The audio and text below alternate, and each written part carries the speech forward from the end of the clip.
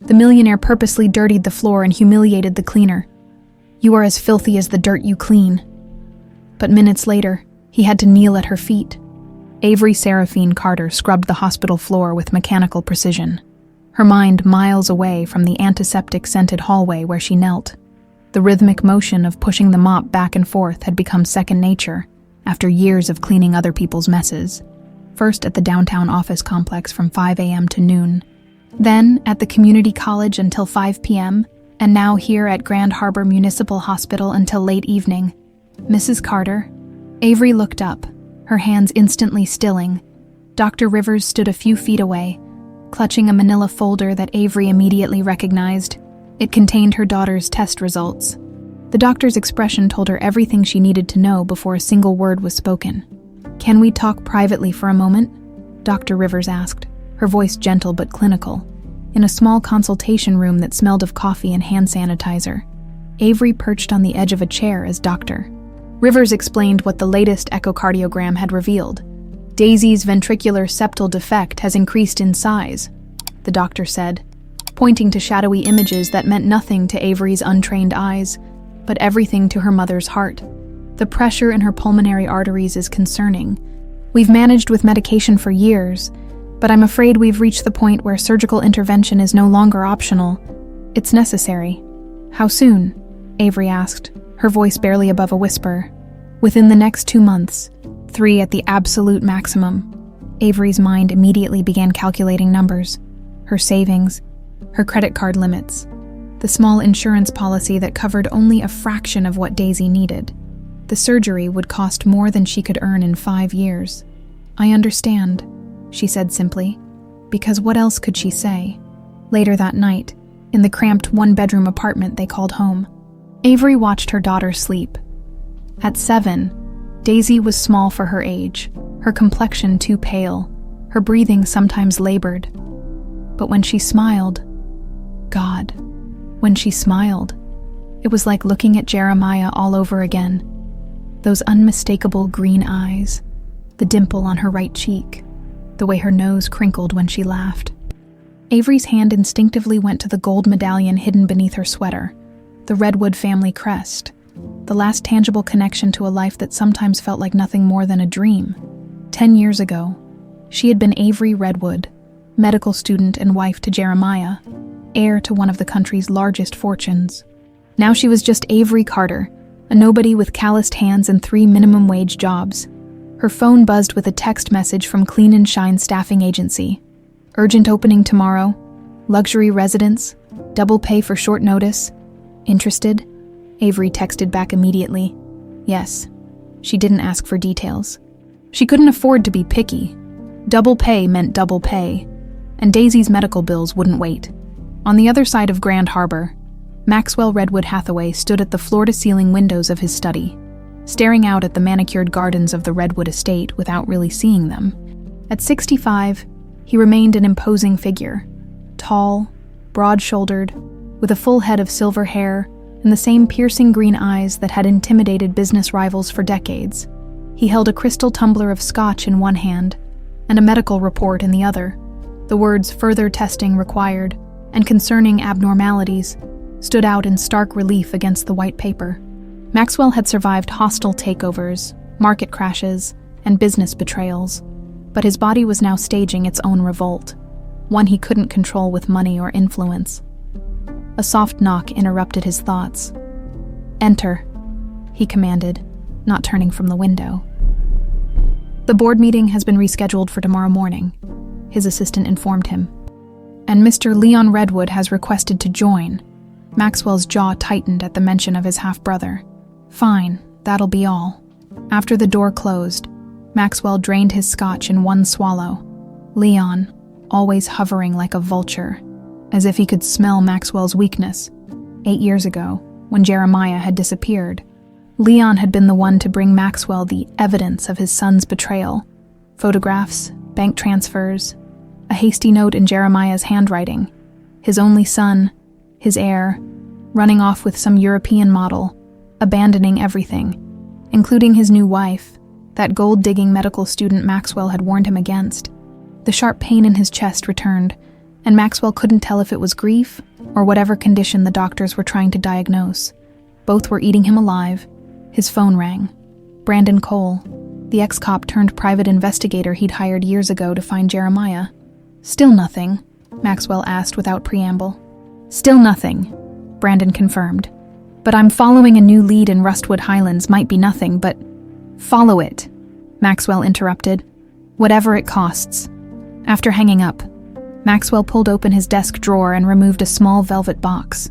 Inside lay an identical copy of the medallion he'd given Jeremiah on his 20th birthday. The Redwood family crest in solid gold, a tradition passed down for generations. Jeremiah had been wearing his. The day he disappeared, Maxwell snapped the box shut. 8 years of searching, of hoping, of hating, and still nothing but ghosts. From his own wing of the Redwood mansion, Leon Redwood watched the digital feed from the hidden camera in Maxwell's study. At 58, Leon was leaner than his half-brother. His hair dyed an unnatural black, his face subtly lifted by the best plastic surgeon's money could buy. He smiled as he watched Maxwell put away the medallion, noted the medical report on the desk, observed the slight tremor in his brother's hand as he poured another scotch. Everything was proceeding according to plan. The monthly doctor's report indicated the medication swap was working. Not enough to raise suspicion, but enough to gradually weaken the great Maxwell Redwood. Leon's phone chimed with a message from the psychiatric facility in Redwood Highlands. "Patient J stable. Memory treatments continuing as scheduled. Excellent. 8 years of keeping Jeremiah drugged into compliance. 8 years of gradually taking control of various Redwood subsidiaries. 8 years of patient waiting. Soon the empire would be his. The empire that should have been his from the start." As the firstborn son, his phone rang again. The display showed, "Clean and Shine Staffing Agency. Mr. Redwood, we've confirmed a replacement cleaner for tomorrow as requested. References checked. Background clear." "Good," Leon replied. "Make sure she understands the confidentiality requirements," as he ended the call. Leon smiled again. Maxwell's paranoia about staff was useful. It allowed Leon to control who entered the mansion, ensuring none stayed long enough to notice patterns or overhear too much.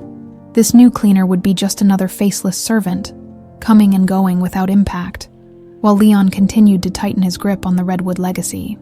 Little did he know that destiny had just dealt a wild card into his carefully arranged deck. The Redwood mansion loomed before Avery like something from another world. 3 weeks had passed since she'd started working there, yet the sheer opulence of the estate still took her breath away. Massive stone pillars, immaculate gardens, and windows that gleamed like diamonds in the morning sun. It was the kind of place that made her feel like an intruder, merely by existing within its boundaries. She clutched her cleaning cart tighter as she passed through the service entrance, nodding to the security guard who barely acknowledged her. After 3 weeks, she was just another invisible person who kept the mansion functioning. "West Wing needs extra attention today," Mrs. Hoffman, the head housekeeper, informed her curtly. "Mr. Redwood is hosting business associates in the main study at 11. Everything must be spotless." Avery nodded, her heart skipping a beat at the mention of Mr. Redwood. In 3 weeks, she'd managed to avoid direct contact with Maxwell, cleaning rooms when they were empty, slipping away whenever footsteps approached. The mansion was large enough that avoiding one man wasn't difficult, especially when that man rarely noticed service staff. As she pushed her cart toward the West Wing, Avery's hand instinctively went to her chest, feeling the outline of the medallion beneath her uniform. She always wore it, hidden from sight, along with a folded page from Jeremiah's diary, tucked into a small pocket she'd sewn inside her bra. These items were her talismans, reminders of what once was and what she fought for now. The grand study was her last stop. Avery worked methodically, dusting bookshelves lined with leather-bound volumes, polishing the mahogany desk that dominated the room, vacuuming the Persian rug that probably cost more than she'd earn in a lifetime. As she cleaned, she couldn't help but notice the photographs on the walls. Corporate achievements, handshakes with politicians, ribbon cuttings. Not a single family photo, not one image of Jeremiah. A sound at the door made her spin around, nearly knocking over a crystal paperweight. Maxwell Redwood stood in the doorway, regarding her with those piercing green eyes, the same eyes Daisy had inherited from her father. He looked older than she remembered, his face more lined, but no less intimidating. "You're new," he stated flatly. "Yes, sir," Avery replied, lowering her gaze as she'd learned to do with employers who preferred their staff invisible. "I've been here 3 weeks. I'm just finishing up." Her heart hammered so loudly she was certain he could hear it.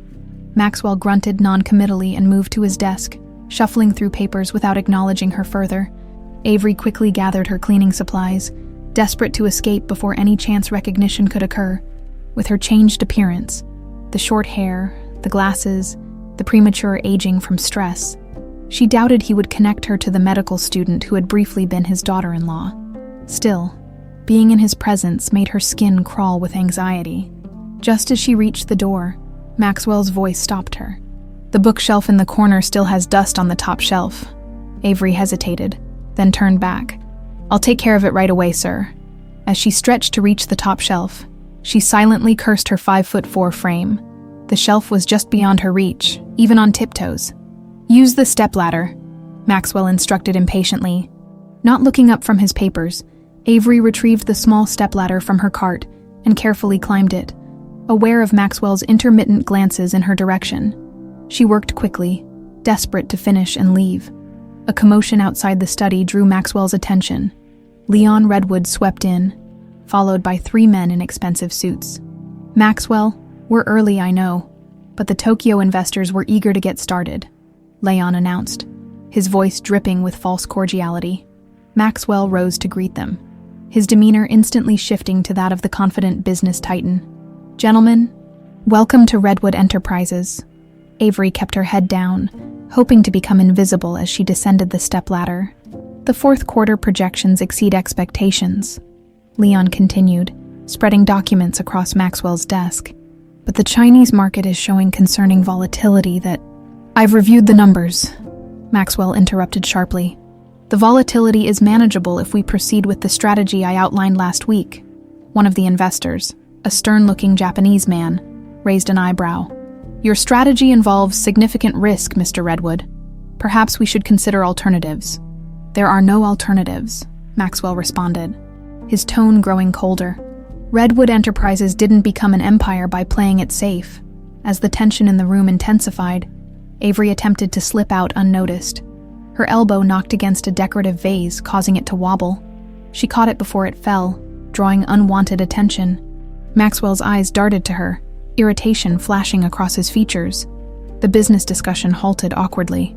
"Perhaps the cleaning staff should return later," Leon suggested smoothly, something in his tone, a hint of disdain that went beyond normal dismissiveness toward service workers, made Maxwell's expression darken. Avery had seen that look before, years ago, when someone had challenged his authority. What happened next shocked her to her core. "No," Maxwell said, his voice dangerously quiet. "Let her stay." He walked deliberately to a silver coffee service on a side table, picked up the full pot, and turned to Avery with cold fury in his eyes. "You," he said, "seem to enjoy being noticed." Without warning, he poured the coffee directly onto the pristine carpet. "Clean it," he commanded. Stunned, Avery stared at the spreading brown stain on the expensive rug. "I said clean it," Maxwell repeated, his voice harder. The Japanese investors shifted uncomfortably. Leon watched with a small smile playing at his lips. Maxwell wasn't finished. He walked to a potted plant, tipped it over, spilling soil across the marble floor, then knocked a waste bin sideways, scattering crumpled papers. "Clean all of it," he ordered. "Now!" Avery felt her cheeks burn with humiliation as she knelt on the floor, aware of the business executives watching her. With trembling hands, she began blotting the coffee stain, fighting back tears. "This is how it works, gentlemen," Maxwell announced, returning to his desk. "When I give an order, it's followed. Whether it's a corporate strategy or cleaning a mess, my word is final." As Avery worked, Maxwell's voice cut through her like a knife. "You are as filthy as the dirt you clean. People like you were born to serve people like us." Something inside Avery snapped. She looked up, momentarily forgetting her disguise, and met Maxwell's gaze directly. For a fleeting second, confusion crossed his face, a hint of recognition quickly dismissed. She returned to her task, hands shaking with suppressed rage and humiliation. As she leaned forward to gather the scattered waste paper, The chain around her neck caught on a decorative nail head in the desk. When she pulled away, it broke, sending the medallion tumbling out from beneath her uniform. The gold Redwood family crest landed on the marble floor with an accusatory clink, spinning briefly before coming to rest directly at Maxwell's feet. Alongside it fluttered a yellowed page covered in handwriting, a page from Jeremiah's diary. The room fell completely silent. Maxwell stared at the medallion, his face draining of color. He knelt slowly, picking up the gold piece with a shaking hand. "Where did you get this?" he whispered, his voice barely audible. Avery, frozen in place, couldn't speak. The medallion, Jeremiah's medallion, now lay in the palm of his father's hand, a betrayal of her carefully maintained disguise. Maxwell's eyes moved from the medallion to the diary page. He reached for it, scanning the handwritten text, recognition dawning in his eyes. "This is Jeremiah's writing," he said, looking up at Avery with dawning comprehension. "This is dated a week after he supposedly left." Their eyes locked, green meeting brown, as 8 years of deception began to crumble. "Everyone out," Maxwell commanded, not breaking eye contact with Avery. "Except you," as Leon and the investors reluctantly departed, casting curious glances behind them. Avery knew her carefully constructed world was about to collapse. The door clicked shut behind Leon and the investors, leaving Avery and Maxwell in a silence so complete she could hear the antique grandfather clock ticking in the corner. Maxwell stared at her, the medallion clutched in one hand, Jeremiah's diary page in the other. "Who are you?" he demanded, his voice low and dangerous. Avery stood, her legs unsteady. "I think you know who I am." Maxwell's eyes narrowed as he studied her face, peering beyond the short hair, the plain glasses. The years of hardship etched into her features. Recognition dawned slowly, then all at once. "Avery Seraphine," he whispered. "The medical student." "Carter now," she corrected. "I took my mother's maiden name." Maxwell circled her like a predator, disbelief and suspicion warring on his face. "You were married to my son for what, 2 months? Then he disappeared. And so did you." His fingers tightened around the medallion. "How did you get this?" "He was wearing it when he left. When he disappeared," Avery corrected again, finding strength in the truth she'd carried for years. "Jeremiah didn't leave Mr. Redwood, he was taken." Maxwell's face hardened. "We found evidence." "You found what someone wanted you to find," Avery interrupted. "The night Jeremiah vanished, we were planning to tell you about our marriage, about the baby." The word hung in the air between them. Maxwell froze. "Baby," he repeated, his voice barely audible. "Your granddaughter," Avery said. "Daisy. She's 7 years old and fighting for her life in Grand Harbor Municipal Hospital with a congenital heart defect that requires surgery I can't afford." Maxwell sank into his chair, the revelation hitting him like a physical blow. He looked again at the diary page in his hand. "This is dated September 28th, he said slowly. "A week after he supposedly fled to Europe. He gave me that medallion the night he disappeared," Avery explained. "He'd been investigating something within Redwood Enterprises. He kept a diary of what he discovered." Maxwell's head snapped up. "What diary? Where is it?" "Somewhere safe," Avery said, unwilling to reveal all her cards. "This is just one page I keep with me." Maxwell ran a hand over his face, suddenly looking every one of his 65 years. "Leon told me Jeremiah ran off with some model. Said he'd been planning it for months. Had evidence. Photos, bank transfers.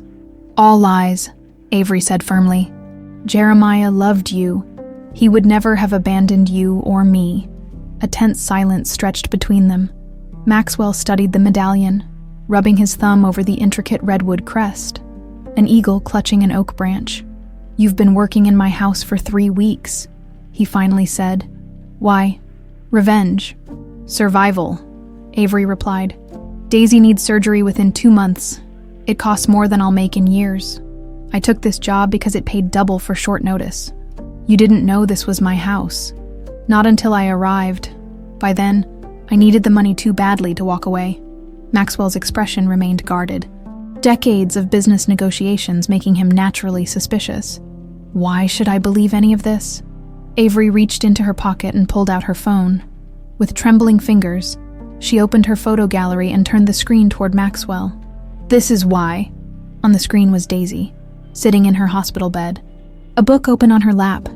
Despite the paleness of her complexion and the medical equipment surrounding her, there was no mistaking those brilliant green eyes, the shape of her face, the dimple in her right cheek when she smiled. It was like looking at Jeremiah as a child. Maxwell stared at the photo, transfixed. He reached for the phone, zooming in on Daisy's face, searching for any hint of deception and finding none. "I need to see her," he said abruptly, standing. "No," Avery replied, surprising herself with her firmness. "Not yet. I won't have you walking into her life and then walking out again when you decide we're inconvenient. She's my granddaughter. She's my daughter," Avery countered. "A daughter who's never known her father, who spent her entire life in and out of hospitals, who's tough as nails but shouldn't have to be. I won't let you hurt her." Maxwell sat back down, something like respect flickering across his features. "Then tell me everything from the beginning." 2 hours later, Maxwell sat alone in his office, the medallion on his desk beside the diary page. Avery had gone, sent home with a promise that her job was secure, and a sealed envelope containing $50,000 in cash for Daisy's immediate medical needs. It wasn't charity, Maxwell had insisted when she'd initially refused. It was a grandfather's obligation, a down payment on 8 years of absence. He picked up his phone and dialed a number he rarely used. "Brandon Cole," answered a deep voice. "It's Maxwell Redwood." "Mr. Redwood," Brandon replied, instantly alert. "Any news on your end?" "Actually, yes." Maxwell paused, still processing everything Avery had told him. "I need you back in Grand Harbor immediately. The search parameters have changed." "How so?" "Jeremiah didn't run away. He was taken, and I think my brother Leon is behind it." A brief silence then. "That's a serious accusation, sir." "I'm aware. I need you to investigate Leon discreetly. Bank records, phone calls, properties I might not know about. Focus on anything connected to Rustwood Highlands." "Understood. I'll be in Grand Harbor by morning." "One more thing," Maxwell added. "I need information on Grand Harbor Municipal Hospital, specifically pediatric cardiology." The following afternoon, Maxwell Redwood, wearing a nondescript gray suit rather than his usual tailored attire, walked through the pediatric ward of Grand Harbor Municipal Hospital. He carried a small gift bag and had informed the staff he was visiting as a donor interested in the pediatric cardiac program. His real purpose was currently sitting in bed 307. Drawing in a sketchbook, Maxwell paused in the doorway, his heart constricting at the sight of Daisy. In person, the resemblance to Jeremiah was even more striking. Same determined set of the jaw, same way of tilting her head slightly as she concentrated. "Hello?" he said softly. Daisy looked up, those redwood green eyes widening slightly. "Hello," she replied, her voice stronger than he'd expected for someone so ill. "I'm Mr. Maxwell," he said, using only his first name. "I'm a visitor checking on the hospital's heart program. Would you mind if I come in?" Daisy shrugged. "You can come in. You can come. Visiting hours aren't over, and my mom's still at work." Maxwell entered, placing the gift bag on the side table. "I brought you something. I hear you like to draw." Daisy eyed the bag with cautious interest. "Thank you, but my mom says I'm not supposed to accept gifts from strangers." "Your mother sounds very wise," Maxwell replied, his respect for Avery growing. "Perhaps we should wait until she's here." Daisy nodded, studying him with frank curiosity. "Are you rich? You look rich." A startled laugh escaped Maxwell. "What makes you say that?" "Your watch," Daisy pointed. "My mom says you can tell a lot about people from their shoes and watches. Yours are both really nice." "Your mother is right again," Maxwell said, sitting in the visitor's chair. "May I ask what you're drawing?" Daisy hesitated, then turned her sketchbook. "It's a castle, but not a princess castle, a scientist castle where they invent heart machines." Maxwell leaned forward, genuinely impressed by the detailed drawing. "That's remarkable. You're very talented. I want to be a doctor someday," Daisy said matter-of-factly, "to fix hearts like mine." Something in Maxwell's own heart shifted, a piece falling into place that he hadn't known was missing, as they talked. About Daisy's drawings, about the books she read, about her dream of becoming a doctor. Maxwell found himself captivated by this small, determined child who carried his blood.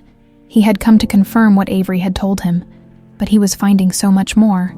A glimpse of what family truly meant, beyond bloodlines and inheritance. What he didn't see was Leon watching from the hallway, phone in hand, a calculating expression on his face. Brandon Cole had learned patience during his 15 years on the police force. It was a skill that had served him well as a detective, and now as a private investigator, sitting in his rental car outside Leon Redwood's downtown office building. He reminded himself of this as he waited for the right moment. 6 hours of surveillance had yielded little, but Brandon wasn't discouraged. The best investigations were slow burns, not fireworks displays. He sipped lukewarm coffee and checked his watch. Leon's secretary had left 20 minutes ago. The cleaning crew was inside now. According to the schedule Brandon had obtained from a security guard he'd befriended and generously tipped, Leon himself should exit within the hour. His phone vibrated. A text from his contact at Grand Harbor Financial, records attached, unusual activity flagged. Brandon downloaded the file and scanned it quickly. For 8 years, he'd been searching for Jeremiah Redwood, following cold leads and false trails. Now, with Maxwell's new information, previously meaningless data points were aligning into a disturbing pattern. Leon Redwood had been making monthly payments of $50,000 to something called Highlands Wellness Institute for the past 8 years. The payments came from a shell company 3 layers removed from Leon's official holdings. Not impossible to trace, but difficult enough that no one looking at standard financial records would notice. Brandon pulled up the website for Highlands Wellness Institute. Its bland corporate design revealed little. Providing specialized therapeutic services for high-profile clients since 1998. No staff photos, no specific treatment descriptions, just vague promises of privacy and discretion for those who could afford it. The address, however, confirmed Maxwell's suspicions. Rustwood Highlands. Movement at the building's entrance caught his attention. Leon emerged, talking animatedly on his phone. Instead of heading to his usual chauffeur-driven car, he walked briskly down the street to a nearby parking garage. Brandon started his car, preparing to follow, when his own phone rang. Maxwell Redwood. "I've found something," Brandon said without preamble. "Monthly payments from Leon to a facility in Rustwood Highlands. I'm following him now." "Be careful," Maxwell warned. "Leon's at the hospital. I just saw him watching Daisy from the hallway." Brandon frowned. "That's impossible. He's right in front of me, getting into a silver Audi." A beat of silence. "He has a body double," Maxwell realized. "Of course he does. I'll stay on this Leon," Brandon decided. "You keep an eye on Daisy." "Already done. I've arranged private security. Discreet, posing as additional hospital staff. No one will get near her without proper clearance." Brandon pulled into traffic, maintaining a safe distance behind Leon's Audi. "What's our next move regarding the facility?" "Get me proof," Maxwell said, his voice hardening. "Concrete evidence that Jeremiah is there, then we move." Nurse Harriet Winters had worked in pediatric cardiology for 35 years. She'd seen it all. Miracle recoveries, devastating losses, children braver than most adults. After 3 decades, very little surprised her. But the green eyes of the little girl in bed 307 had stopped her in her tracks. Harriet had been new to Grand Harbor when she'd first encountered those same distinctive eyes, a shade between emerald and jade that she'd never seen before or since. Except now, in this child, she'd been a private nurse then, caring for a young boy named Jeremiah Redwood after his tonsillectomy. Those eyes, the bone structure. This child was unmistakably related to the Redwood family. Now, checking Daisy's vitals during evening rounds, Harriet chatted with the girl while contemplating this puzzle. "Did you enjoy your visitor today?" she asked casually. "Mr. Maxwell," Daisy replied. "He was nice. He knows lots about science and hearts. He's coming back tomorrow with a book about medical inventions." Harriet's hands stilled momentarily on the blood pressure cuff Maxwell Redwood himself had visited. Things were getting curiouser. "That sounds lovely," she said, noting Daisy's slightly elevated heart rate on the chart. "Remember to rest, though. No getting too excited over books." "Nurse Harriet, will my mom be here soon?" "Any minute now, honey." She called to say she's on her way, as if summoned by the words. Avery appeared in the doorway, looking exhausted but managing a smile for her daughter. Harriet finished her checks and stepped into the hallway to give them privacy, but not before taking a final careful look at mother and child. There was a story here, and after 35 years in healthcare, Harriet had developed a sixth sense for when something wasn't right. The distinguished visitor, the child with redwood eyes, the mother working herself to the bone, pieces of a puzzle she couldn't quite solve. As she made notes at the nurse's station, Harriet noticed Dr. Finley in deep conversation with a well-dressed man near the elevator. She recognized him immediately. Leon Redwood. She'd seen him occasionally during her time as Jeremiah's nurse. Their conversation appeared intense, with Dr. Finley nodding repeatedly as Leon spoke in low tones. Money changed hands. A thick envelope slipped discreetly from Leon's jacket to the doctor's lab coat pocket. Harriet busied herself with paperwork, pretending not to notice, but her mind was racing.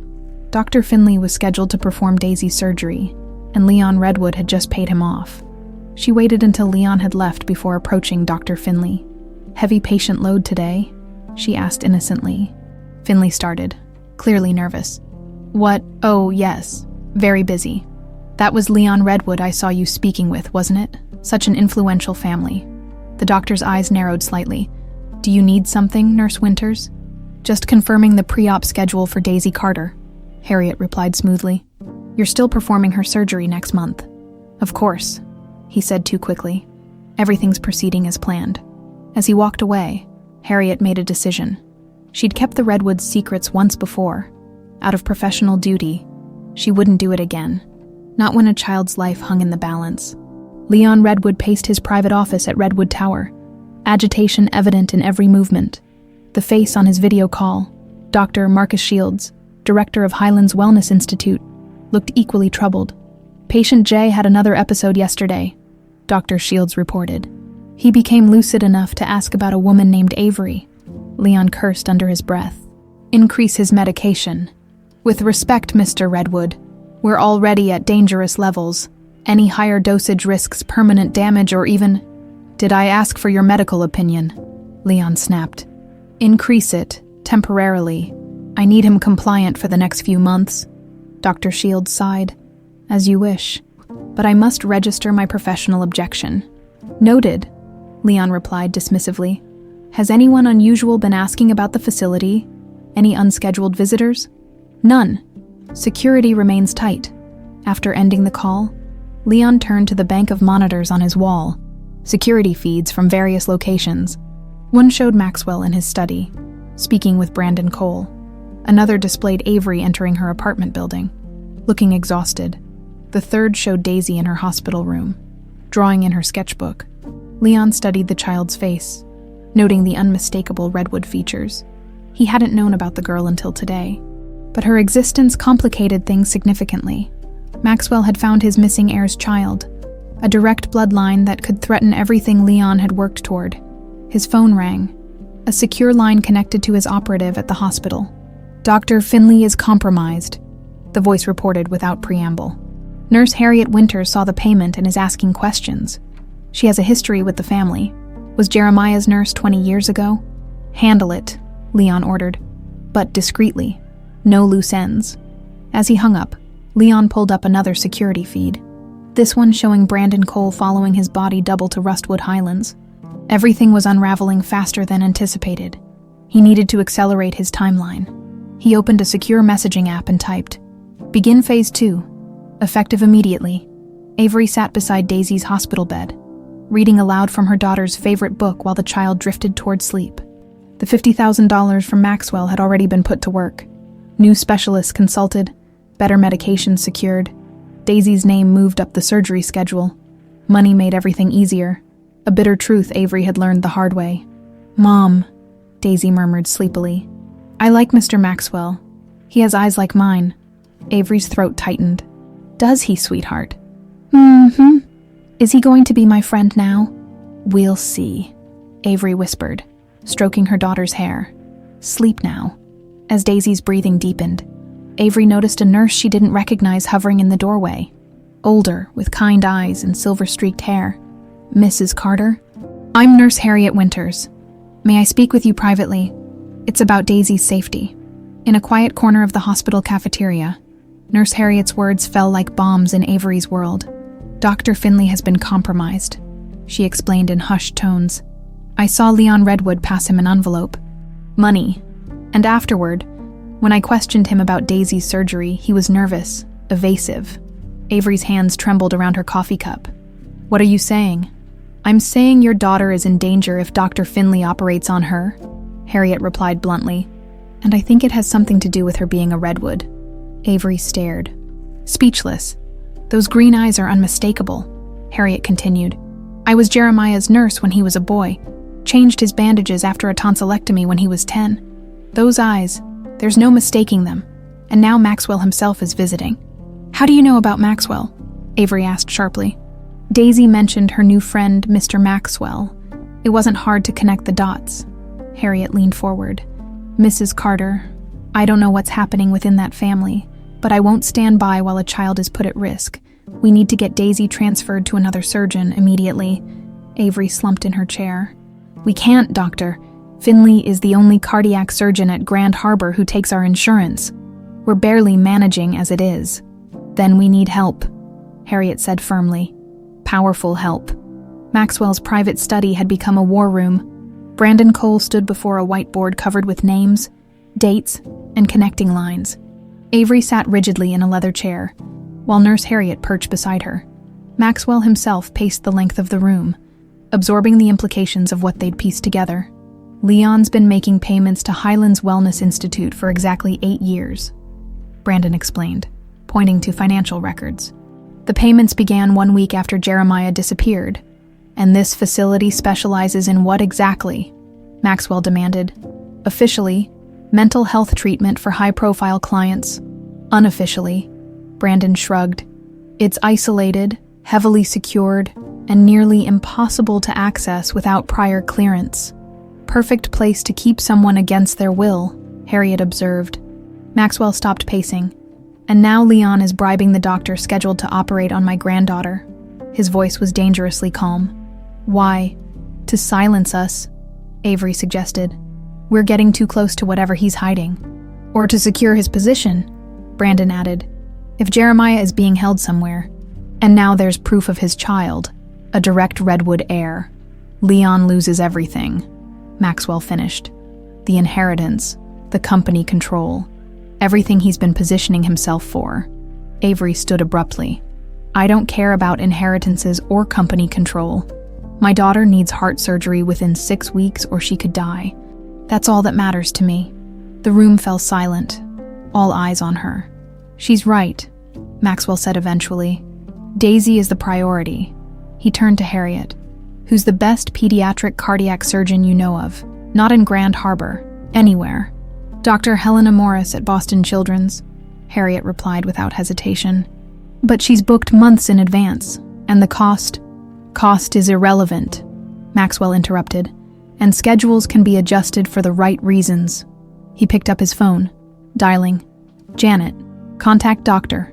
Helena Morris at Boston Children's Hospital.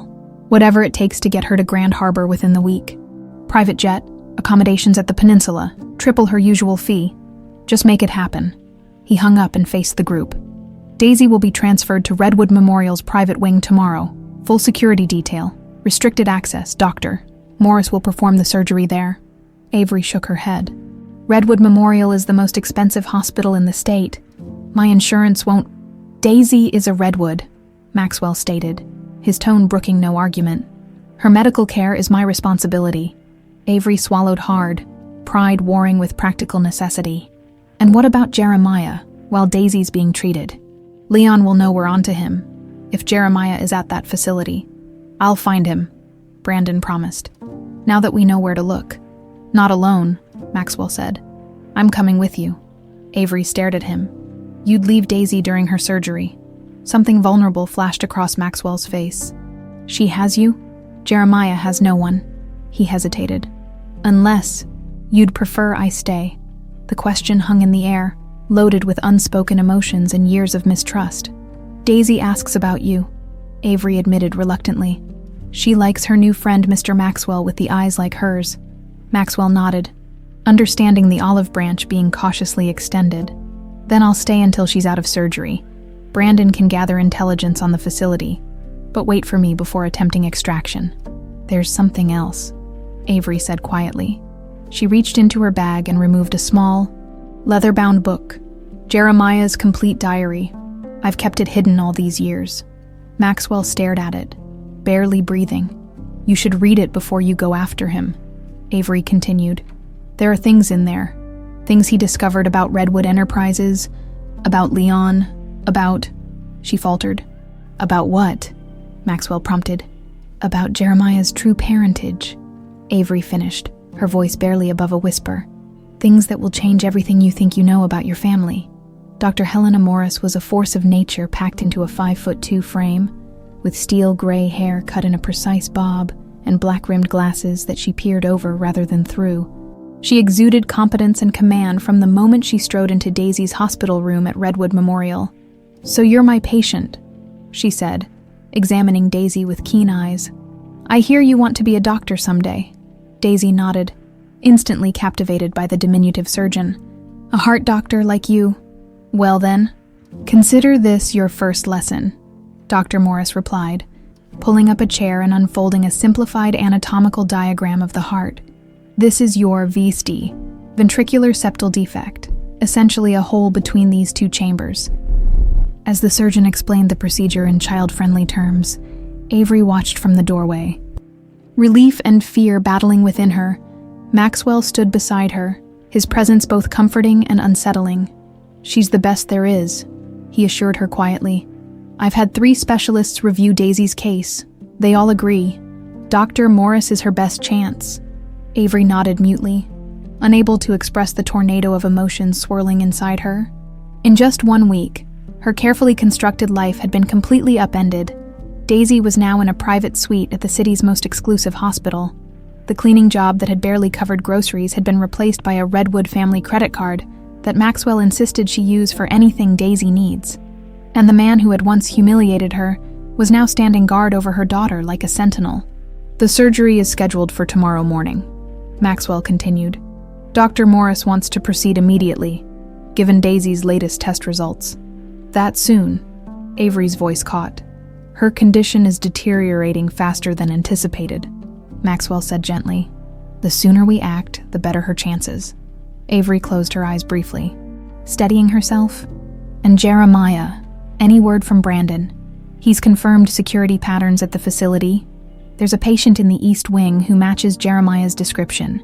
Brandon's establishing a cover as a potential new client to get inside for visual confirmation. And if it is him, Maxwell's expression hardened. Then, as soon as Daisy is stable, I'm bringing my son home. Inside the room, Daisy laughed at something Dr. Morris said, the sound like bells in the sterile hospital environment. Both adults turned to watch her, momentarily united in their concern for the child who connected them. She has your strength, Maxwell observed quietly. And Jeremiah's heart, Avery replied. Too big for its own good sometimes. For the first time since their confrontation in his study, the ghost of a genuine smile touched Maxwell's lips. Then she'll be just fine. Neither of them noticed the unmarked van parked across the street, its windows tinted black. A camera lens capturing their every move, Maxwell sat alone in his study, Jeremiah's diary open before him. Outside, dawn was breaking over Grand Harbor, painting the sky in shades of gold and lavender. He hadn't slept. How could he? With the truths revealed in these pages, the handwriting was so achingly familiar. Strong, precise strokes that mirrored Jeremiah's personality. The early entries detailed mundane business observations, but about halfway through, the tone shifted dramatically. March 15th found discrepancies in the offshore accounts.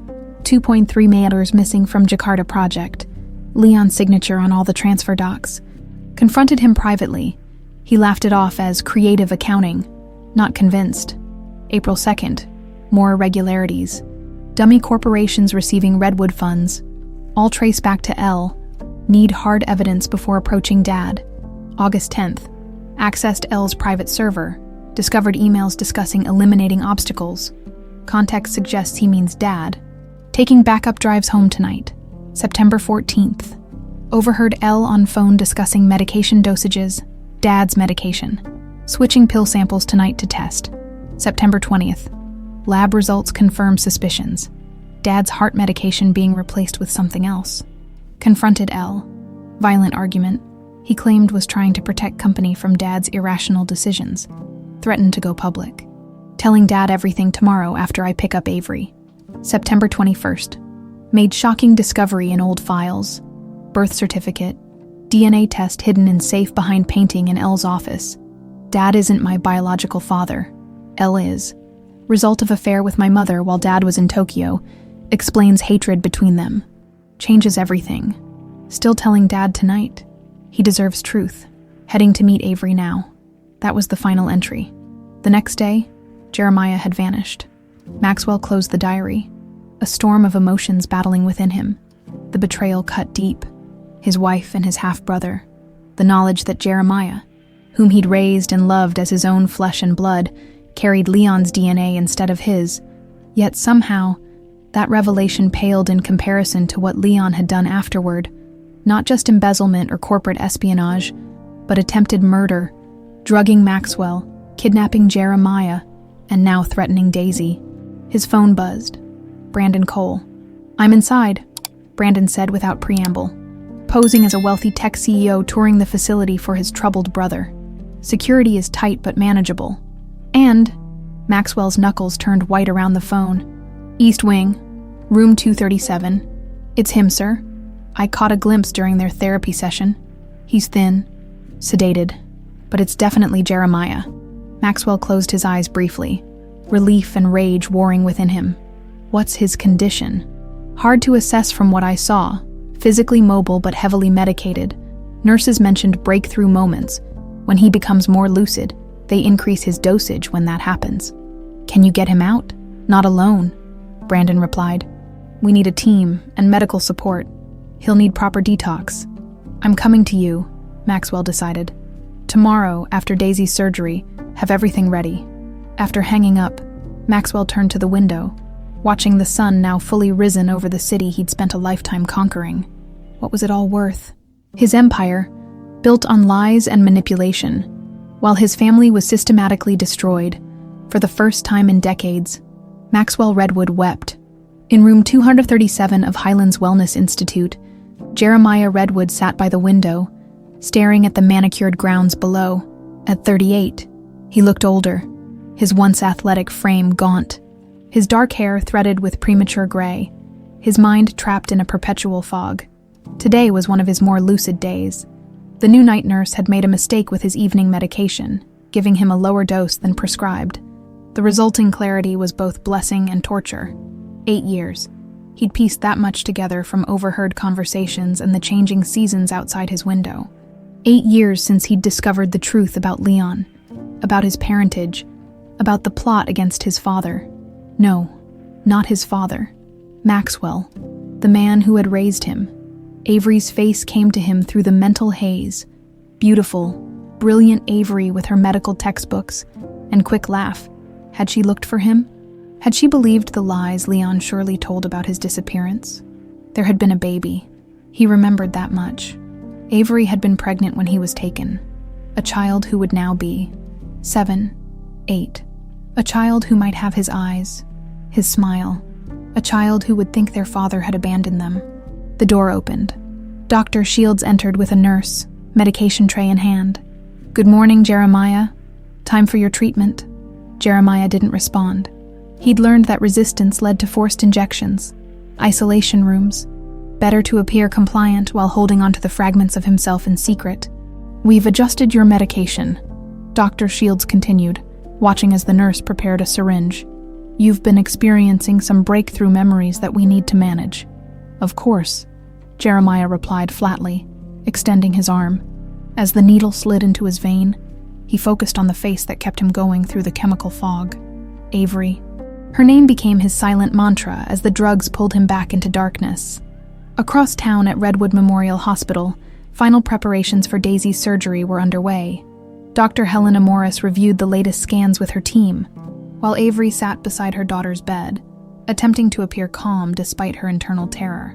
"Remember what Dr. Morris said," Avery murmured, smoothing Daisy's hair.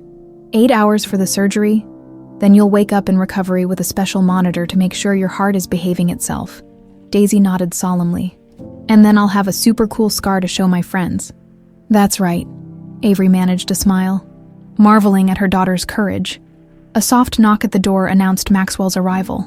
He'd traded his usual power suit for casual slacks and a sweater, an outfit that made him look more grandfather than corporate titan. "Good morning, Daisy," he said, his voice gentler than Avery had ever heard it. "I brought you something." He produced a small silver charm bracelet with a single heart-shaped charm. "It's a tradition in our family, a token for courage. My mother gave one to me before my tonsillectomy when I was about your age." Daisy's eyes widened as Maxwell fastened it around her wrist. "It's beautiful. The heart is made from the same silver as the Redwood family medallion," he explained, careful to avoid looking at Avery. For strength, a nurse appeared in the doorway. "It's time, Daisy. We need to get you prepped." What followed was a blur of activity. Daisy being wheeled toward the operating room, last-minute instructions from Dr. Morris, promises that they'd be right there when she woke up. Then, abruptly, silence in the empty hospital room. Avery stood frozen, staring at the door through which her daughter had disappeared. Maxwell remained equally still, both of them suspended in the terrible moment of surrender to forces beyond their control. "She'll be fine," Maxwell said finally, sounding like he was trying to convince himself as much as Avery. "You read the diary," Avery observed. Not a question. Maxwell nodded, his expression unreadable. "All of it. Then you know that Jeremiah isn't biologically mine." "Yes." He paused, choosing his words carefully. "It changes nothing about how I feel about him." "Or Daisy." Avery studied him, searching for deception and finding none. Brandon called. "He found Jeremiah, confirmed it's him." Maxwell's voice caught slightly. "Heavily sedated but alive. We're going to get him out tomorrow." "I should be there," Avery said. "Your place is here with Daisy. He's my husband." Maxwell conceded with a slight nod. "We'll figure it out after the surgery." They moved to the surgical waiting area, a private room Maxwell had arranged, and settled in for the long wait.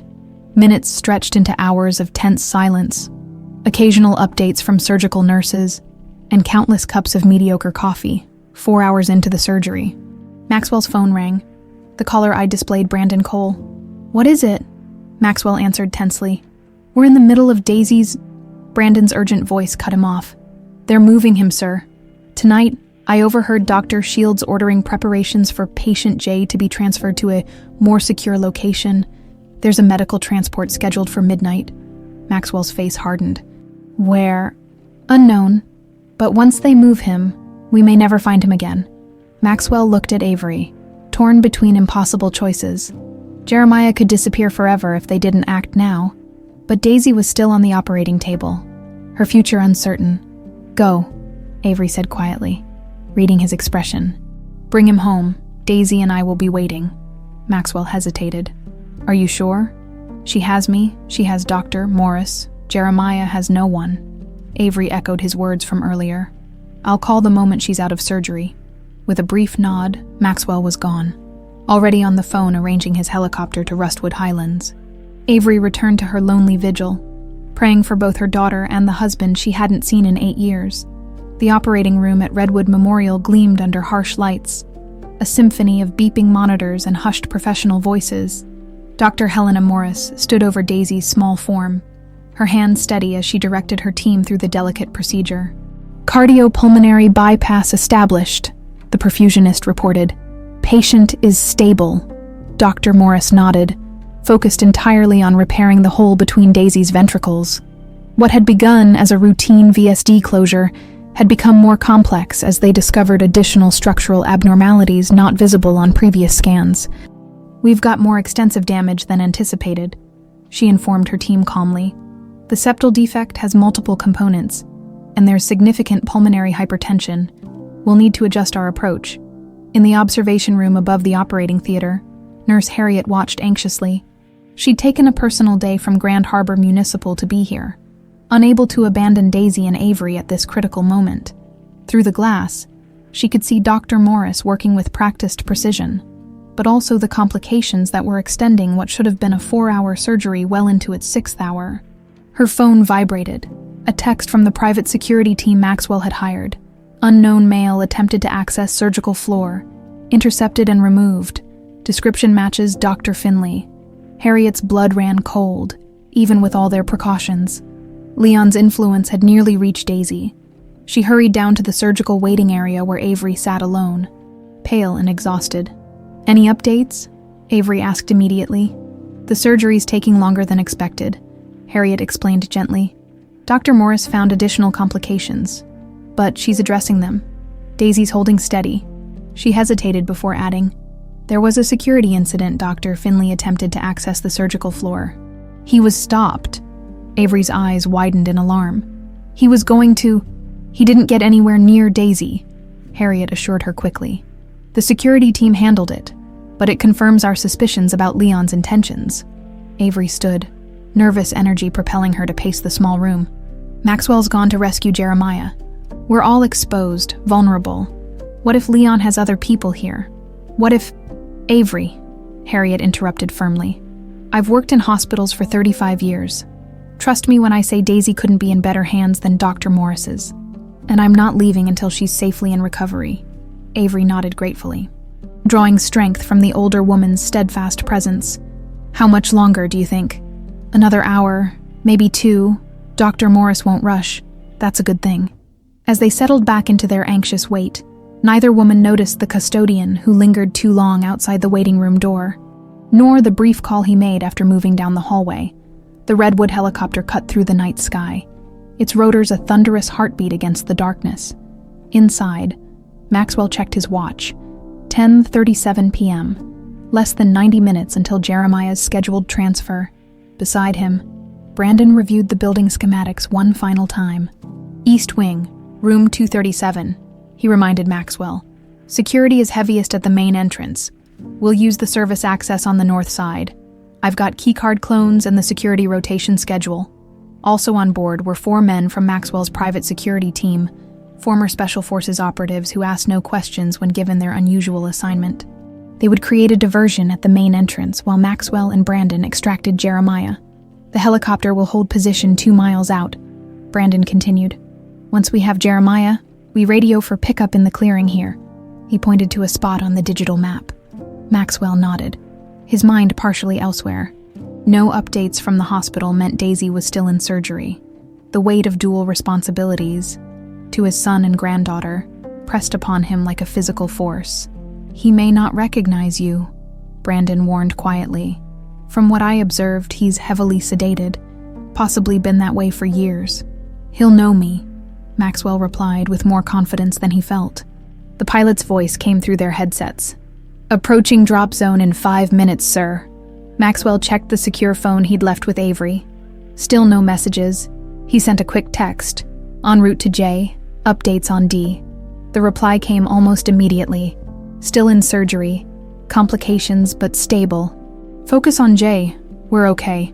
He tucked the phone away, squaring his shoulders as the helicopter began its descent.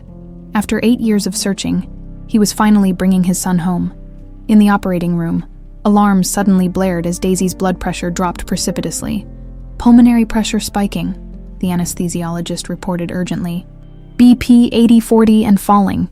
Dr. Morris remained perfectly calm, her hands steady. "She's reacting to the patch material. Switch to bovine pericardium and prepare for temporary pacing." The surgical team moved with practiced efficiency. No wasted motions. Despite the crisis, Dr. Morris guided them through the necessary adjustments, her voice never rising above its usual measured tone. "Heart rate stabilizing," the anesthesiologist reported after several tense minutes. "BP coming back up, 90/50, 160. "Well done, everyone," Dr. Morris acknowledged. "Now let's close this final section and get this young lady to recovery." In the waiting room, Avery and Harriet remained unaware of the crisis that had been averted, the surgical team seeing no need to frighten the family with complications they'd successfully managed. Highlands Wellness Institute resembled a luxury resort more than a medical facility, its grounds meticulously landscaped, its security discreetly omnipresent. Brandon led Maxwell through the service entrance, both men dressed in maintenance uniforms complete with fake IDs clipped to their pockets. "Night rounds in 10 minutes, Brandon murmured, checking his watch. "We'll have a 5-minute window when the East Wing corridor is clear." They moved through the dimly lit hallways, Brandon navigating with the confidence of someone who'd studied the layout extensively. At precisely 11:17 p.m., the diversionary team triggered a fire alarm in the administrative wing, drawing security personnel away from their positions. "Now," Brandon whispered. They moved quickly down the east corridor. Reaching room 237 without encountering staff, the electronic lock yielded to Brandon's cloned keycard. Maxwell pushed the door open, his heart pounding. The room was spacious and well-appointed, more luxury hotel suite than hospital room. Sitting in a chair by the window, facing away from them, was a gaunt figure with graying dark hair. "Jeremiah," Maxwell whispered. The figure turned slowly, eyes unfocused. Years of medication had hollowed his cheeks and dulled the piercing green eyes that were the Redwood family hallmark. But beneath the physical changes, it was unmistakably Jeremiah. "Dad." The word came out slurred, uncertain. Maxwell moved forward, emotion threatening to overwhelm him. "It's me, son. I've come to take you home." Confusion clouded Jeremiah's features. "Not real. Never real." "I'm real," Maxwell insisted, kneeling before his son. "Leon kept you here, drugged you, but we know the truth now. Avery found us." At Avery's name, something sparked in Jeremiah's eyes. "Avery, where?" "Waiting for you," Maxwell assured him, signaling Brandon to check the hallway. "We need to go now." "Can't," Jeremiah mumbled. "Pills. Too many pills." "We have medical support ready," Maxwell explained, helping Jeremiah to his feet. "Everything's arranged, but we have to move." They had just reached the door when Brandon tensed. "Company," he warned softly. Voices approached from the hallway. Doctor, Shields, and 2 security guards, discussing the fire alarm and upcoming transfer. Ahead of schedule, the helicopter arrives at midnight. "I want patient J ready for transfer immediately." Maxwell and Brandon exchanged glances. There was no other exit from the room. "New plan," Brandon whispered, drawing his concealed weapon. "I create a distraction. You get Jeremiah to the north emergency exit. The team will meet you there." Before Maxwell could object, Brandon slipped into the hallway, moving away from Jeremiah's room and deliberately making himself visible to the approaching group. "Hey, this area is restricted," a security guard shouted. Brandon took off running in the opposite direction of Maxwell and Jeremiah's escape route, drawing their pursuers away. Maxwell supported Jeremiah's unsteady frame as they moved toward the emergency exit, every step achingly slow. Distant shouts and the sound of running footsteps indicated that Brandon had successfully drawn away their pursuers. But for how long? They reached the north exit just as the facility's alarm system activated fully.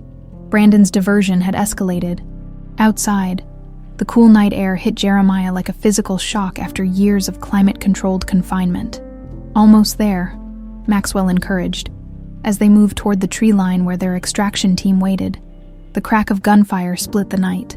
Maxwell felt a sudden searing pain in his shoulder, spinning him around, behind them. 2 security guards had emerged from a side door, weapons drawn. "Down!" Maxwell pushed Jeremiah to the ground, shielding him with his own body. Despite the burning pain in his shoulder, more gunfire erupted, but this time from the trees as the extraction team returned fire, forcing the guards to retreat. "Mr. Redwood," one of the security team emerged from cover, rushing to assist them.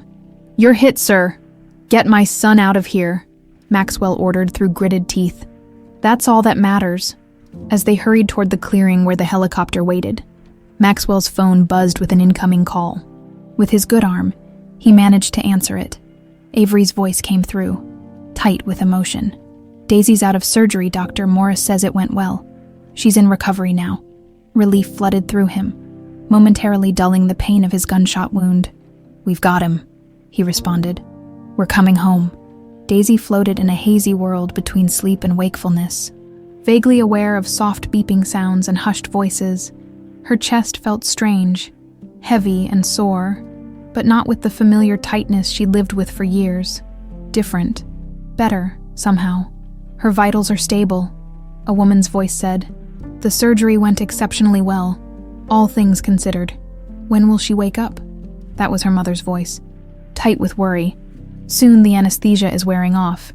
Children are remarkably resilient." Daisy wanted to open her eyes, to tell her mother she was okay, but her eyelids felt impossibly heavy. She drifted back into darkness. In the recovery room, Avery sat beside her daughter's bed, watching the steady rise and fall of Daisy's chest. Dr. Morris had assured her that despite the complications, the surgery had been a complete success. The ventricular septal defect was fully repaired, the additional structural issues addressed. With proper follow-up care, Daisy could expect a normal, healthy life, after 7 years of hospital visits. Medications and constant worry. The words seemed almost unreal. Nurse Harriet entered quietly, carrying 2 cups of coffee. "Any change?" Avery shook her head, accepting the coffee gratefully. "Dr. Morris says she'll wake soon. You should rest," Harriet advised, taking the chair opposite. "It's been 12 hours since you've slept." "I can't," Avery replied, her gaze fixed on Daisy's peaceful face. "Not until she wakes up. Not until Jeremiah," her voice caught. Harriet nodded, understanding. "The security team reported they're en route. Should be here within the hour." The thought of seeing Jeremiah after 8 years sent a wave of conflicting emotions through Avery. Hope, fear, anger, longing. What state would he be in after years of drugged captivity? Would he remember her? Remember them? And what of Leon? The man who had orchestrated this entire nightmare was still out there, undoubtedly furious that his carefully constructed plans were unraveling. "We've doubled security on this floor," Harriet said, seemingly reading her thoughts. "No one gets in without proper clearance and identification." A soft moan from the bed drew their attention. Daisy's eyelids fluttered. "Daisy, sweetheart?" Avery leaned forward, stroking her daughter's hair. "Can you hear me?" Daisy's eyes opened slowly, those distinctive redwood green eyes now cloudy with medication. "Mom," she whispered, "I'm right here, baby. The surgery's over. Doctor, Morris fixed your heart." A small smile touched Daisy's lips. "Told you? I'm tough." Tears of relief spilled down Avery's cheeks. "The toughest?" The Redwood Memorial Hospital helipad blazed with lights as the medical helicopter touched down. Emergency staff rushed forward with gurneys for both Maxwell and Jeremiah, despite Maxwell's insistence that he could walk. "Shoulder wound, through and through," the flight medic reported to the trauma team. "Patient 2 is heavily sedated with unknown substances, possible long-term pharmaceutical dependency." Brandon Cole followed behind as they wheeled both men into the hospital. His face was bruised, his left arm bandaged where a security guard's bullet had grazed him. But he'd completed his mission. Against all odds, they had extracted Jeremiah from Highlands Wellness Institute. "Get a tox screen immediately," the trauma doctor ordered as they moved Jeremiah to the ICU. "I want to know exactly what's in his system." Maxwell, despite the medical team's efforts to take him to a separate treatment room, refused to be separated from his son. "Same room," he insisted. "I'm not leaving him." While the medical team worked on them both, Maxwell contacted his security team. "Lock down the mansion, change all security codes, and put a team on Leon. I want to know his exact location at all times." "Already done." "Sir," his head of security confirmed. "Leon was last seen leaving his downtown penthouse 30 minutes ago. We have a tail on him. Double the protection detail on Daisy's room." "Yes, sir. Ms. Carter and the child are secure." Maxwell stared at Jeremiah, who lay unconscious as doctors and nurses worked around him. 8 years of searching, of wondering, of grieving. His son, not biologically but in every way that mattered, was finally home. A doctor approached Maxwell's bedside with preliminary blood test results. "Mr. Redwood, your son has multiple sedatives and antipsychotics in his system, some at dangerously high levels. We're starting detox protocols immediately, but the process will be difficult. Withdrawal from these medications can be extremely challenging." "Will he recover?" Maxwell asked, his voice uncharacteristically vulnerable. "With time and proper care, yes. But it won't be quick, and it won't be easy." The doctor hesitated. "There may be some cognitive impacts, memory issues, emotional regulation challenges. We won't know the full extent until the drugs clear his system." Maxwell nodded grimly. "He'll have the best care available, whatever he needs." Once the doctors had finished treating his shoulder wound, Maxwell insisted on being taken to Daisy's room. He needed to see his granddaughter, to know with his own eyes that both his son and granddaughter were safe. When he entered Daisy's recovery room, Avery rose immediately. Jeremiah, he's here, in the IQ, heavily sedated, but alive, Maxwell's voice caught. They're working on detoxing him now. Avery's legs gave way, and she sank back into her chair, overwhelmed by the reality that her husband was finally within reach after 8 endless years. You're hurt, she noted, seeing the bandage peeking out from Maxwell's hospital gown. It's nothing, barely a scratch. He moved to Daisy's bedside, studying her sleeping face with undisguised tenderness. How is she? The surgery was successful, Avery replied. Dr. Morris says she'll make a complete recovery. Maxwell gently took Daisy's small hand in his. She has the Redwood strength. Mr. Redwood, Harriet interrupted softly from the doorway. There's a situation. Your security team just reported that Leon has entered the hospital. Maxwell stiffened. How?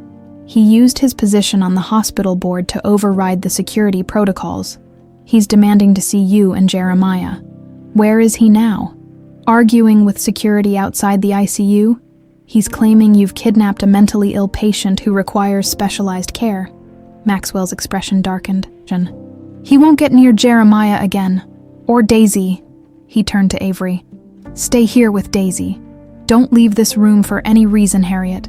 Please stay with them. Where are you going? Avery asked, alarmed. To end this, Maxwell replied, his voice like steel. Once and for all, as Maxwell left the room. Avery felt a chill of foreboding. 8 years of lies and manipulation had culminated in this moment. Both Daisy and Jeremiah fighting for recovery in the same hospital, while the man responsible for their suffering prowled the corridors. Will they be okay? She asked Harriet, her voice barely above a whisper. Harriet took her hand firmly. Maxwell Redwood built half this city. Leon may think he's clever, but he's never understood what truly makes someone powerful. It's not money or schemes. It's what you're willing to fight for. Outside in the corridor, they heard the security team reinforcing their position. Additional guards arriving to form a human barrier around Daisy's room. Through the window, the first hints of dawn were breaking over Grand Harbor. A new day that would determine whether the fractured Redwood family could finally begin to heal, or whether Leon's destructive obsession would claim more victims. Maxwell moved through the hospital corridors with determined strides, ignoring the pain in his shoulder. 2 security guards flanked him, their expressions grim. The hospital staff parted before them, sensing the tension that radiated from the powerful businessman as they approached the IQ. Maxwell could hear Leon's voice, smooth, reasonable, persuasive, the voice that had charmed investors and politicians for decades while concealing a ruthless ambition. A dangerous misunderstanding. My nephew requires specialized care. His condition causes paranoid delusions. Maxwell is acting irrationally due to his own health issues. Maxwell rounded the corner to find Leon surrounded by 3 men in expensive suits, his lawyers. Undoubtedly, facing off against Brandon Cole and the hospital's head of security, Leon. Maxwell's voice cut through the tension like a blade. Leon turned, his practiced smile not quite reaching his eyes. Maxwell, thank God, this unfortunate situation has gotten completely out of hand. Has it? Maxwell replied coldly. Jeremiah needs to return to Highlands immediately. His doctors there understand his condition. He's been under their care for years. Leon's performance was flawless. The concerned uncle, the voice of reason. 8 years, Maxwell corrected. He's been their prisoner for 8 years, since the night you had him kidnapped. Leon's face registered shocked offense, perfectly calibrated for their audience. That's absurd. You're not well, Maxwell. These conspiracy theories. We have Jeremiah's diary, Maxwell interrupted. We have financial records of your payments to Highlands. We have Dr. Shields in custody, who I suspect will be quite forthcoming once the FBI gets involved. Something flickered in Leon's eyes, the first crack in his composure. This is slander. Your lawyers can't help you with attempted murder, kidnapping, and corporate fraud, Maxwell continued, moving closer. It's over, Leon. For a moment, something like genuine regret crossed Leon's features. You never understood, did you? What I did for the company. For the family legacy. You were making emotional decisions, putting the business at risk. So you drugged me, kidnapped my son, tried to kill my granddaughter. Granddaughter? Leon's surprise seemed genuine. But he recovered quickly. Another delusion. You don't have a granddaughter. Daisy Carter, Maxwell stated flatly. 7 years old, Jeremiah's daughter with Avery, the child you tried to eliminate through Dr. Finley. Leon's lawyers exchanged uncomfortable glances, clearly not briefed on this aspect of the situation. I think we should continue this discussion privately, one of the lawyers suggested, attempting to defuse the situation. There's nothing to discuss, Maxwell replied, never taking his eyes off Leon. Security will escort Mr. Redwood from the premises. The police have been notified. Leon's pleasant mask finally slipped, revealing the cold calculation beneath. You can't prove anything, Maxwell. And even if you could, do you really want the world to know our family's dirty laundry? That Jeremiah is actually my son, not yours. The surrounding staff and security team froze at this revelation. Maxwell didn't flinch. Do you think I care about that now? He asked quietly. Jeremiah is my son in every way that matters. And I'm taking back everything you've stolen from him, from all of us. Something dangerous flashed in Leon's eyes. Let me see him. Never again. He's my son. Leon's composure shattered completely, his voice rising to a shout. Mine by blood. You had everything. Our father's approval, the company, the Redwood name, while I was treated like an afterthought. Even when I gave you an heir, you never knew. Security moved forward, but Maxwell held up a hand, stopping them. Why keep him alive then? Why not just kill him too? Leon's expression shifted, something almost human flickering across his features. I couldn't. He's my blood, the only thing truly mine in this family. So you imprisoned him instead, destroyed his mind, took him from his wife, his child. Maxwell shook his head in disgust. You call that fatherly love? I protected him from you, Leon snarled. From your weakness, your sentimentality that would have destroyed everything our grandfather built. Mr. Redwood, a police officer interrupted, approaching with several colleagues. We need you to come with us. Leon straightened his jacket, his mask of civility slipping back into place. This is a misunderstanding. My lawyers will sort it out. To Maxwell, he added coldly, this isn't over, as the police escorted Leon away. Maxwell turned to Brandon. Double the security on both rooms. He's not done yet. Already on it, Brandon confirmed. His lawyers will have him out on bail within hours. Then we need to move quickly, Maxwell decided. Get me the hospital administrator and Dr. Morris. We need to secure an isolated area for Jeremiah's recovery where Leon can't reach him. As Brandon left to make arrangements, Maxwell returned to the IQ where Jeremiah lay unconscious, medical staff monitoring his vital signs as the detox process began. Maxwell sank into a chair beside the bed, the adrenaline of confrontation fading, leaving only bone-deep exhaustion. I'm sorry, he whispered to Jeremiah's still form. I should have seen through Leon's lies. Should have looked harder, fought harder to find you. A nurse approached quietly. His latest blood work shows the medications are beginning to clear. He might wake soon, but he'll be disoriented, possibly agitated. I'll be here, Maxwell assured her, left alone with his son. Maxwell finally allowed himself to feel the full weight of the last 8 years. The loss, the manipulation, the time stolen from all of them. Most painfully, he faced the truth that his own blindness to Leon's nature had enabled this tragedy. His phone buzzed with a text from Avery. Daisy asking for you. She's more awake now. Maxwell smiled faintly, finding hope in those simple words. He texted back. Tell her I'll visit soon. How are you holding up? The reply came quickly, 1 minute at a time. Any change with Jay? Doctors say he might wake soon. We'll let you know immediately. Maxwell pocketed his phone, his gaze returning to Jeremiah's face. Despite the years and hardship, he could still see the determined boy who had challenged him at every turn.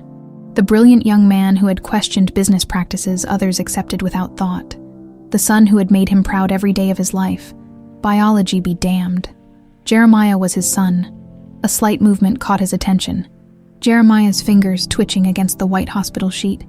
Then his eyelids fluttered, struggling to open. Jeremiah. Maxwell leaned forward, hope surging in his chest. Can you hear me? Jeremiah's eyes opened slowly, unfocused at first, then gradually sharpening as they fixed on Maxwell's face.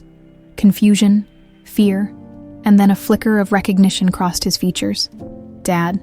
The word was raspy, uncertain. "Yes, son, it's me." Maxwell fought to keep his voice steady. "You're safe now."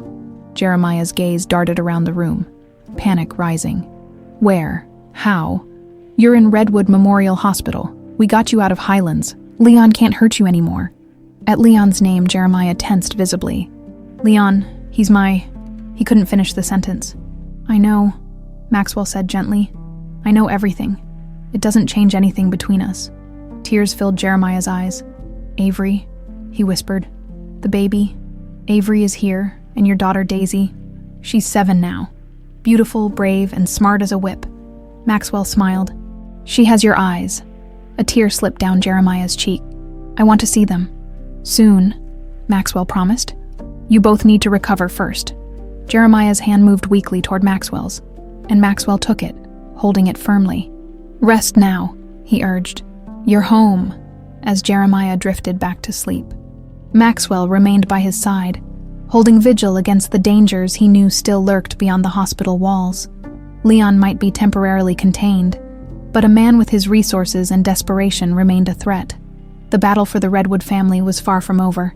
1 year later, morning sunlight streamed through the tall windows of the east wing of the Redwood mansion, illuminating the construction that had transformed the once formal space, where mahogany-paneled walls and priceless artwork had once dominated. Medical equipment and cheerful, child-friendly murals now brightened the rooms. The sign above the entrance read, "Redwood Pediatric Cardiac Center, Phase 1. Avery stood in what had once been Maxwell's formal dining room, now converted into a reception area, reviewing patient files with Nurse Harriet. At 31, Avery looked younger than she had a year ago, the weight of constant worry lifted from her shoulders, replaced by purpose and hope. 3 more referrals this week, Harriet noted, handing Avery the folders. "Word is spreading about our scholarship program." Avery nodded, scanning the information. "I'll review these with Dr. Morris this afternoon. These families need answers quickly." The scholarship program had been Avery's idea, providing free cardiac care to children whose families couldn't afford treatment. Maxwell had not only embraced the concept, but expanded it beyond anything Avery had initially imagined. The temporary facility in the East Wing was just the beginning. Construction on a state-of-the-art pediatric cardiac hospital was already underway on the Redwood estate grounds. "Mom!" Daisy's voice rang out as she burst into the reception area. Her cheeks flushed with excitement. At 8, she was the picture of health. Her surgery a complete success. Her recovery exceeding all expectations. "Dad's having a good day." He remembered the whole story from last night. Avery's heart leaped. Jeremiah's recovery had been a long, arduous process. The years of forced medication had left his memory fragmented, his cognitive functions sometimes unreliable. Good days were becoming more frequent, but they still celebrated each one. "That's wonderful, sweetheart," Avery replied, sharing a meaningful glance with Harriet. "Where is he now?" "In the garden with Grandpa." "They're looking at blueprints again," Avery smiled, still occasionally struck by how naturally Daisy had taken to calling Maxwell Grandpa. Despite having known him for just over a year, their bond had been immediate and profound, as though making up for lost time with extra intensity after finishing her work. Avery made her way through the mansion to the garden terrace. There she found Jeremiah and Maxwell bent over architectural plans spread across a table, deep in discussion. At 39, Jeremiah still showed signs of his ordeal, occasional tremors in his hands, premature gray threading his dark hair. Moments when his focus drifted unexpectedly, but the haunted look that had dominated his eyes in those first months had largely faded. "The surgical wing needs more natural light," Jeremiah was saying, pointing to the blueprints. "Remember how important that was during my recovery. Patients heal better with sunlight." Maxwell nodded thoughtfully. "We can extend these windows, add skylights here and here." It was still strange sometimes, watching them together. The biological truth of their relationship known but largely irrelevant to the father-son bond they'd always shared. If anything, the revelation had strengthened their connection, forged in the crucible of shared trauma and recovery. "Good morning," Avery called, joining them on the terrace. Both men looked up, identical green eyes brightening at her approach. Jeremiah rose to greet her with a kiss, something he never failed to do, as though making up for 8 years of missed opportunities. "Daisy says you're having a good day," Avery said, taking his hand. Jeremiah nodded. "The new medication regimen is working, Doctor. Patel says another 6 months, and we might be able to reduce the dosage again." The recovery process had been as much about carefully removing the harmful drugs from his system as it had been about healing psychologically. Each withdrawal had brought new challenges: nightmares, anxiety, temporary memory lapses, but also brought back more of the man Avery had married. "We're finalizing the plans for the main facility," Maxwell explained, his pride evident. "Construction begins next month. The Redwood Pediatric Cardiac Center would be his legacy, not the business empire he'd spent decades building, but this healing place born from his family's suffering. The corporate empire still existed, of course, now run by a board of directors with Maxwell maintaining oversight, but his heart, like Jeremiah's, had found new purpose in healing rather than acquisition. "Have you seen the news?" Avery asked quietly.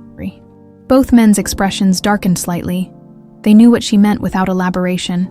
Leon's trial had concluded the previous week, despite his expensive legal team's efforts. The evidence against him had been overwhelming. Brandon Cole's meticulous investigation had uncovered not just the crimes against Jeremiah, but a pattern of corporate fraud, blackmail, and corruption spanning decades. The diary had been particularly damning, corroborated by financial records and testimony from Dr. Shields, who had turned state's evidence in exchange for leniency. 20 years, Maxwell confirmed. No possibility of parole for at least 15. "The appeals process has already started," Jeremiah added, a shadow crossing his face. "His lawyers filed yesterday." "It won't change anything," Maxwell assured him. "The evidence is ironclad." They fell silent for a moment, each lost in thoughts of the man whose jealousy and ambition had nearly destroyed them all. "Have you decided?" Avery asked gently. "About visiting him." Jeremiah stared out at the garden, where Daisy was now playing with a golden retriever puppy, a recent addition to the family. "I don't know if I'll ever be ready for that," he admitted. "But I did write him a letter." This was news to both Avery and Maxwell. "What did you say?" Maxwell asked carefully. "That I know he's my biological father, that I understand the difference between being a father and being a dad." Jeremiah looked at Maxwell meaningfully. "And that I forgive him, not for his sake, but for mine, so I can move forward without carrying his poison inside me." Maxwell's hand came to rest on Jeremiah's shoulder, a gesture of profound pride and understanding. The moment was interrupted by Daisy bounding up the terrace steps, the puppy at her heels. "Mom, Dad, Grandpa, can I show Scout the new clinic rooms? Dr. Morris said it might be good to have a therapy dog when the real patients come." "That sounds like an excellent idea," Maxwell agreed. "Perhaps you could help design a program for it. Research what other hospitals do with therapy animals." Daisy's face lit up at being given such important responsibility. "I'll make a whole presentation, with charts and everything." As she dashed off with renewed purpose, the 3 adults shared a smile. "She's going to run this place someday," Jeremiah predicted. "Without a doubt," Avery agreed. Maxwell checked his watch. "The board of the foundation is arriving in an hour. Shall we prepare?" The Redwood Foundation had been established to fund both the hospital and medical scholarships for promising students from disadvantaged backgrounds.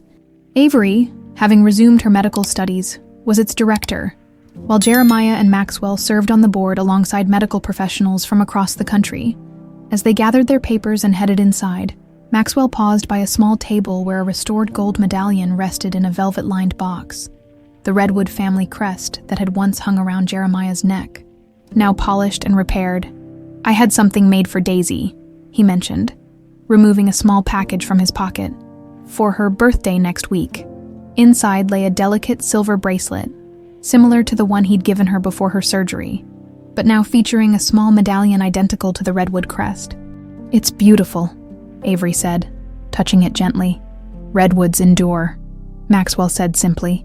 "Broken, bent, damaged, but still standing, still growing. That's who we are now." As they moved through the mansion that was gradually transforming from a monument to wealth into a place of healing, the metaphor seemed particularly apt. The Redwood family, like the ancient trees they were named for, had weathered a terrible storm, scarred but ultimately stronger. their roots intertwined in ways that could never be severed.